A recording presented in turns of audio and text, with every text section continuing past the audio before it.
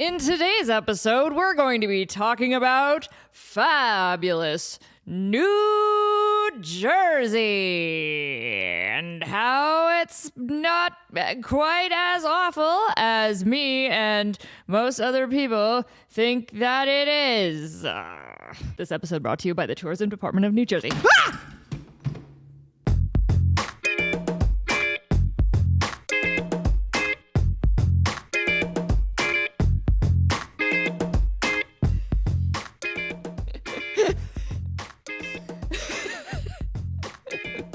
Can we cut to our sponsor while I fix this mess? Hey guys, Lisa Foyles here, and I've been trying out Keranique. And if you guys are dealing with thinning hair or just want your hair to look thicker and more luscious, this stuff is legit. Their regrowth system is clinically proven, and I've already noticed my hair like feeling fuller and looking thicker at the roots. And it's really easy to use. It's become part of my regular routine. So if you're looking to boost your hair health, check out the link in the description below and you'll get a discount. Kitty, come back. Kitty, come back. Kitty, kitty, kitty, kitty, kitty, kitty, kitty, kitty. Kitty, kitty, kitty, kitty, kitty, kitty, kitty, kitty, kitty. So this is my living painting. So if you are so lucky that you get to visit amazing, incredible, lovely Las Vegas someday, you should go to the Bellagio. And it has what's called a conservatory. And the conservatory changes 5 times a year for like spring, summer, winter, and then Chinese New Year. And it's just like this beautiful big art display that you can walk through that's just made of living plants and flowers. And like, it's beautiful. And they have this one thing that's like living art. It's living art. It's alive. And it is literally like a square, like a painting looking thing, but it's just made of plants. And they have to water it a bazillion times a day, which is a super smart idea when you're in the desert and everybody's running out of water. Water's expensive. Why are we doing this? Why do we have a living painting here in the desert? It feels like more of a Seattle thing. But no, we have a living painting in the Bellagio, and it's beautiful, and tourists like to gawk at it. And I have my own version of a living piece of art here on my set here. So this is really for the video viewers. But I'll try to describe it best I can. So my friend Melissa, who is an incredible photographer, she is enrolled in the photography program at UNLV. And she occasionally has assignments that she brings me into. And her one of her most recent ones was she had to document somebody's career in like 3 photos. So she picked me. Oh, she considers when I have a career. That's so cute. So basically she photographed me. This was the first one. This was me with my Kids' Choice Award in my khaki jacket, which still kind of fits me. It's a little short on the sleeves, but I have my khaki jacket. This is representing my time on Nickelodeon. And then she took one of me as a ballerina. Hold on, I have these two. Let me just show you. Okay, so then she did one of me in a tutu as a ballerina. And then she did one of me with a microphone because I'm a singer now. So those are like the 3. Hold on, come back. Kitty, kitty, kitty, come back. Kitty, kitty, kitty, kitty, kitty. It's okay. It's not scary anymore. Those are the 3 like big phases of my career, right? Like I started as a, dancer and child star, and then, I'm a singer now. So she kind of chronicled those. And the way she displayed them for her project at UNLV is she put them in frames and then decorated the frames to match the photo. And I don't know what this is, but she put slime on the one with the Kids' Choice Award. And I don't know what this is. I want to say it's like, is it Play-Doh or Silly Putty? I don't know, but it's bright green. And when she gave it to me, because she doesn't need it anymore. She's like, after my assignment, I don't really need 3 photos of you in my house. I'm like, that makes sense. So she gave them to me. And I thought that the slime had like dried, that it was like just like stuck on there. And then I realized that it was dripping. Like every day I looked over at the picture and it had dripped a little bit more. So now I've been rotating it to see, to make it drip different ways. So now it's sideways. And it's dripping onto my set, and that's very funny. Anyway, there you go. Anyway, I went to New Jersey for the first time. I had the lead singer of the metal band I used to be in. He was from New Jersey, and so I would just make fun of him all the time for being such a loud, boorish New Jersey man. And I'm like, I'm never gonna go there. If people like you come from there, I'm not ever gonna go. I mean, it was like lovingly teasing, but also like me, I'm not going to New Jersey.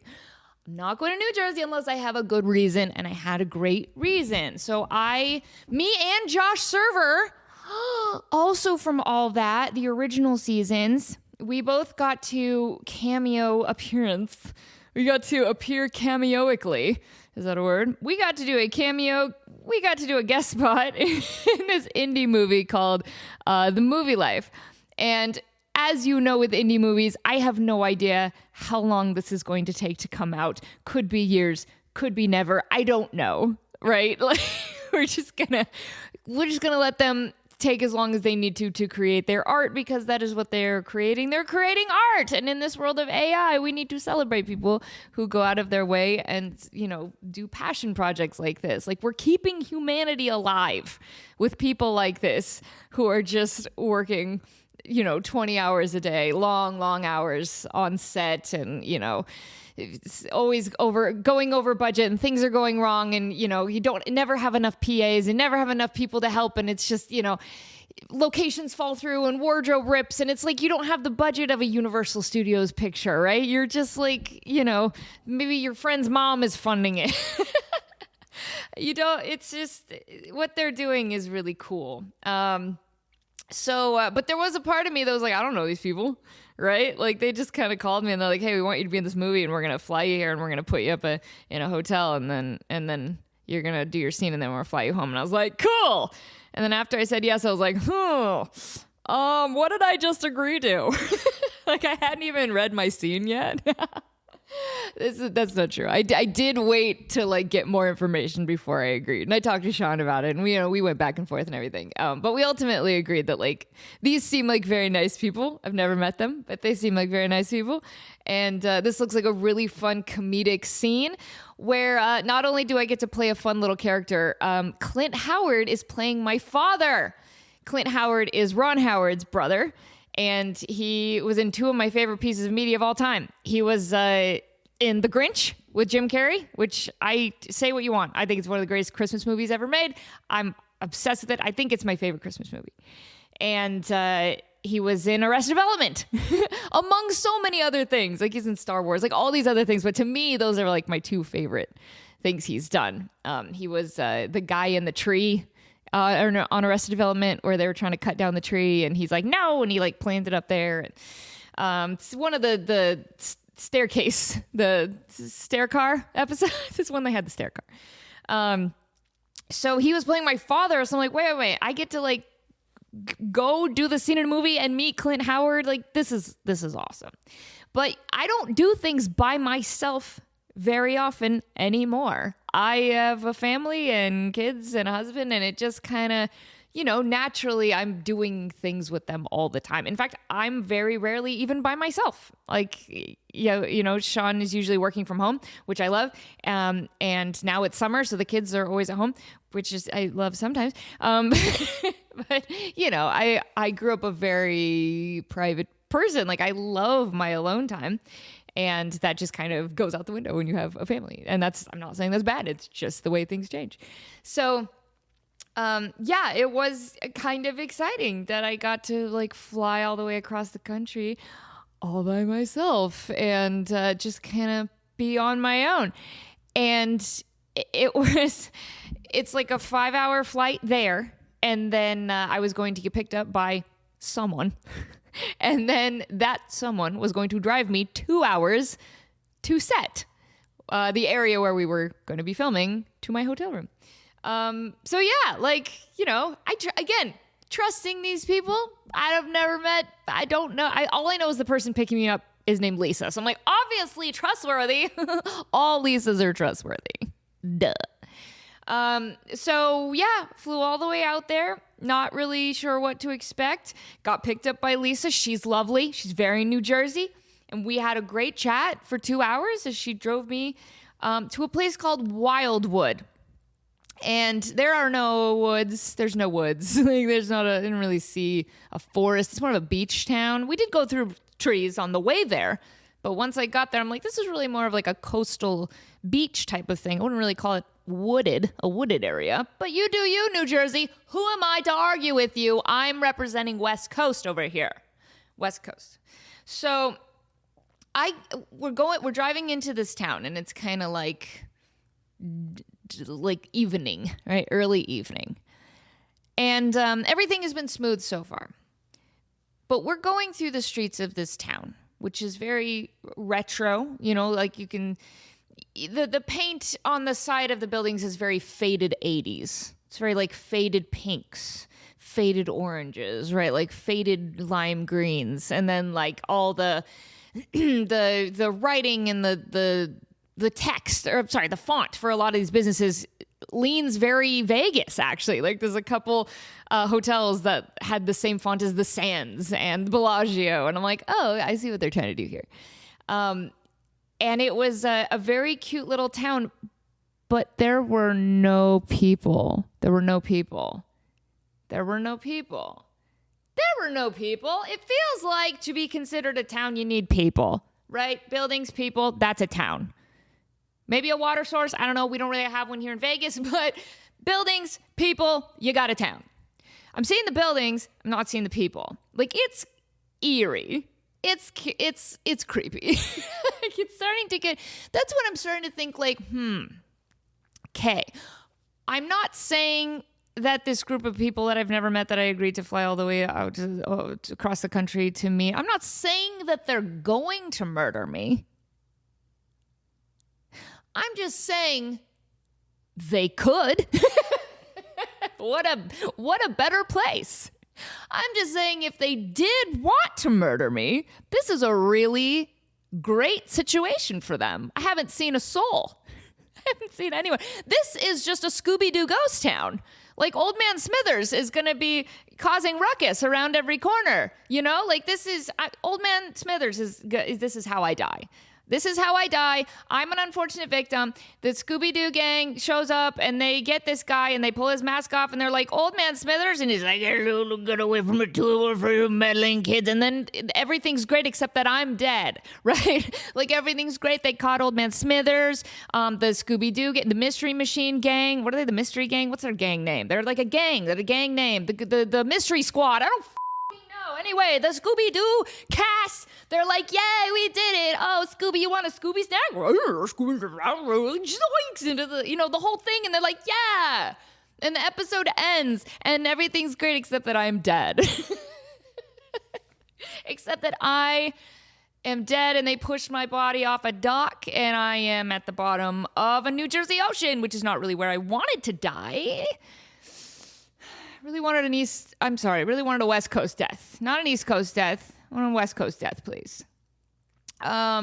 So yeah, I'm in my tiny hotel room. Actually, it was not tiny. It was like a 2-bedroom hotel room. It was great. I see the ocean outside my door, and I'm like, this is really cool. This is actually really cool. I have like an ocean view. I'm seeing this pier out in the distance as it's twilight. The stars are coming out to twinkle and the sky is fading from pink to blue to black, and it was just gorgeous.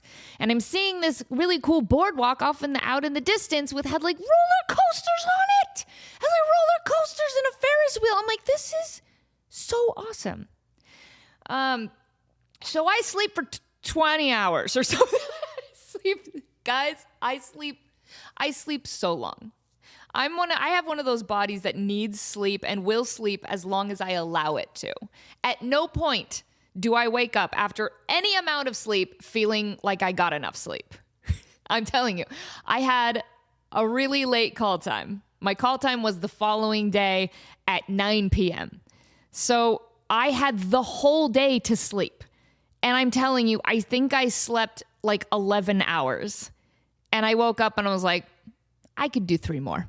I could do 3 more. I'm not gonna, okay? I'm gonna get ready and I'm gonna go be a functional member of this ghost society. But I could. I'm just saying I could. So I get ready and I go out and I decide to go walk on this pier. And you guys, let me tell you, Wildwood is so dope. Wildwood is so dope. And the 2 people that I encountered in the whole town, the 2 people still in this town right now, they're like, I'm like, well, hey, just real quick. Like, I thought, are you a town? Or are you just like a collection of buildings? And they're like, we're a town, but just not right now. They're like, our towniness really kind of ramps up after Memorial Day. So right now there's nobody, but after Memorial Day, you ain't gonna find a parking spot on this whole island. Is it an island? I'm still not sure.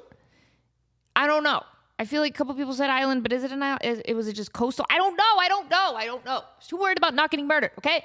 So they're like, you're not gonna find a parking spot after Memorial Day. Like all summer, this place is gonna be packed. I'm like, cool. That's cool. So I go out walking. out on the boardwalk, out in the daytime, because I won't get murdered in the daytime. So I'm walking on the boardwalk.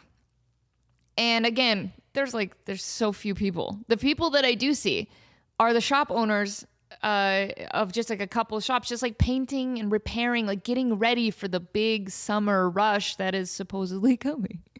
All I can see is the town from Jaws. Sorry. My house is full of flies and there's one on my microphone. Can you stop?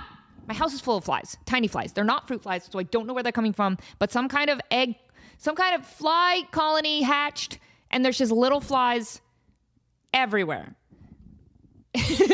And Sean was like, so these flies, you're seeing them everywhere? I'm like, yeah. He's like, so they're just, you see them upstairs? And I'm like, yeah, when I'm upstairs, I see them upstairs. And he's like, can you see them in the kitchen? I'm like, yeah, when I'm in the kitchen, I see them. He's like, so you're seeing these flies in every room that you're in? And I'm like, yeah. And he's like, how often do you shower? And I'm like, usually like 3 times a week, but lately like 2. And he's like, interesting. So, so I'm just Pigpen. But anyway, Wildwood is so dope. It's so dope. It was beautiful. It was just like perfectly sunny. It was perfectly breezy. It was like hoodie weather, which I love.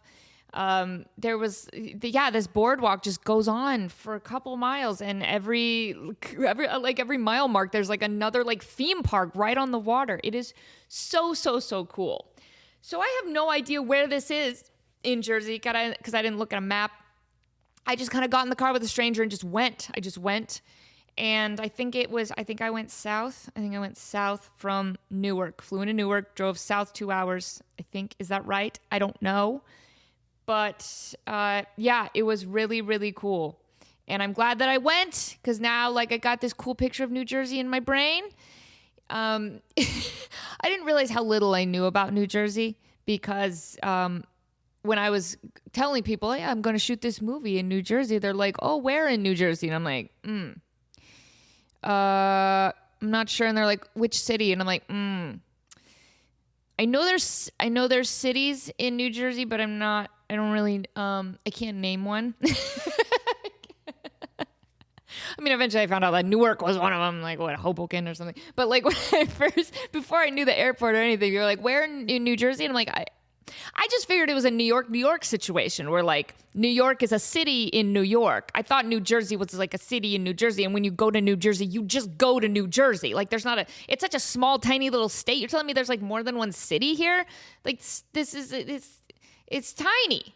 It's just New Jersey. You're telling me there's cities in Rhode Island? Get the fuck out of here. No, there's not. It's just a square. It's just a square, and that is what it is. It is Rhode Island.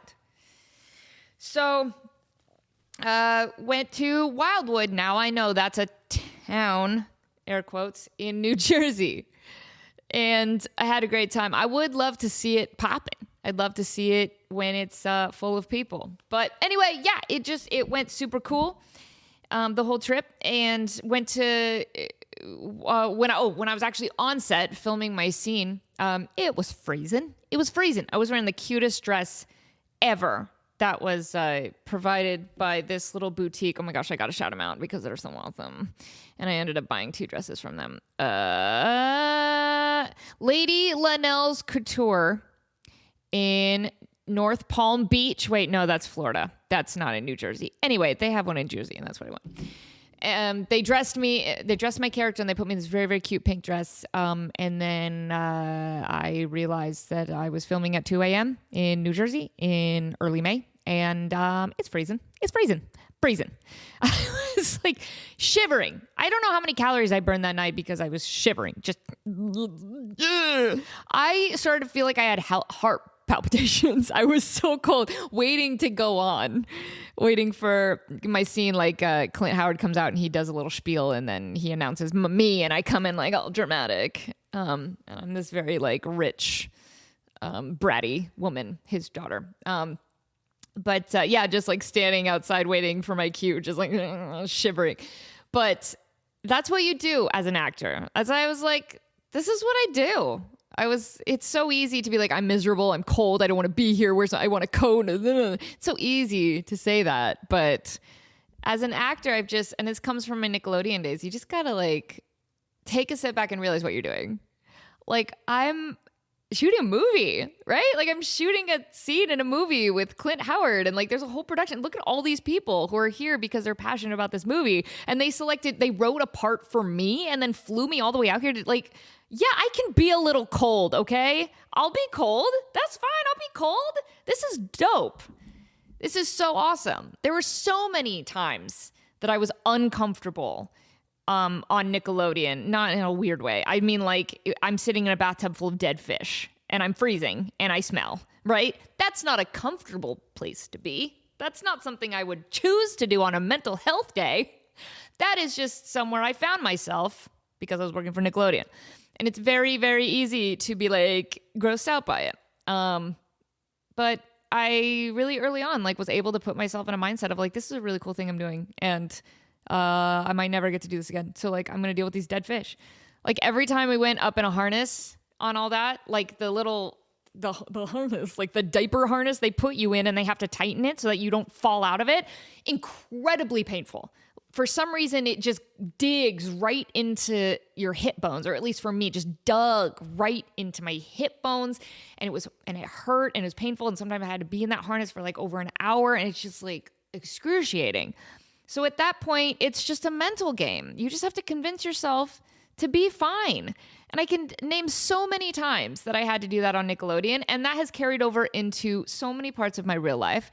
And now and beyond, and other modeling jobs and other jobs like this. It's just it's a mental game. Acting is not glamorous. Part of acting is also acting like you're cool. Acting like you're fine. Acting like you're comfortable. And I think brains are very gullible like that. I think you really can convince your brain that you're fine in times that you're not. Yeah, I like to think that I have a much more like roll with the punches, easygoing personality because of those days on all that. I'm usually just kind of down for whatever. Like, I don't know. But yeah, it was a really cool shoot. And let me tell you the most special part. It was either Clint Howard's birthday that night or the day before or the day after or something. But as soon as we wrapped, I saw them bring a birthday cake around the corner and present it to Clint Howard, and we all sang, and I filmed it. And I want to show you this clip because after he blew out his candles, he gave a little speech to the crew. And I'm going to play that for you right now. Happy birthday to you.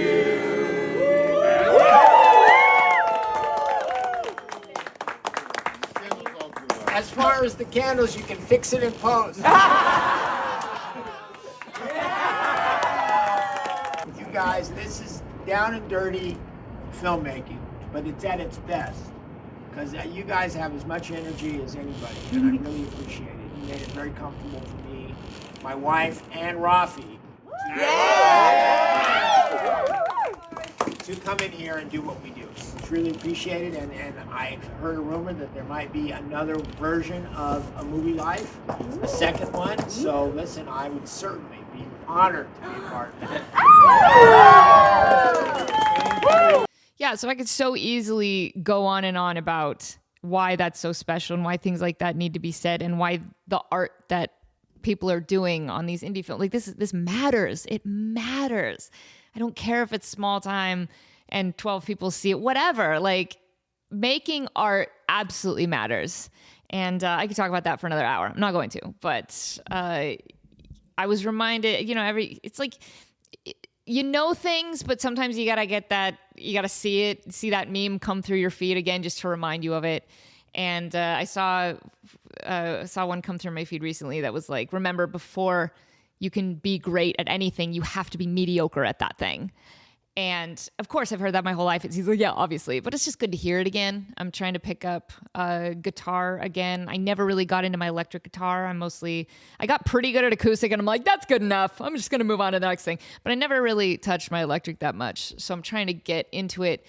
And I'm surrounded by incredible musicians all the time. So it's very easy to just be like, I suck. Like, I can't even play a flippin' power chord. And I'm around all these like Berkeley trained musicians. Like, why do I even bother? It's really easy to have that mindset. But it's good to be reminded by by seeing that. I'm like, okay, wait, I have to be mediocre before I can be good.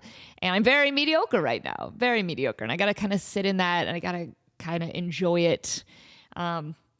But yeah, it's just any kind of art that you're creating, whether it's writing and poetry, painting, film, acting, whatever it is, whatever art form, it effing matters. It really matters.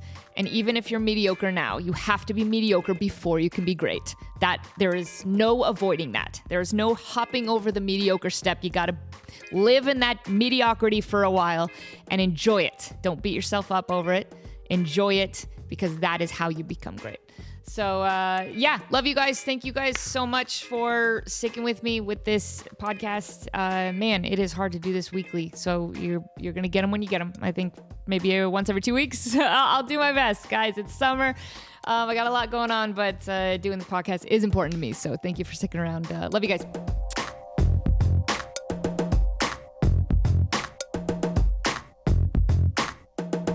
It's fabulous New Jersey.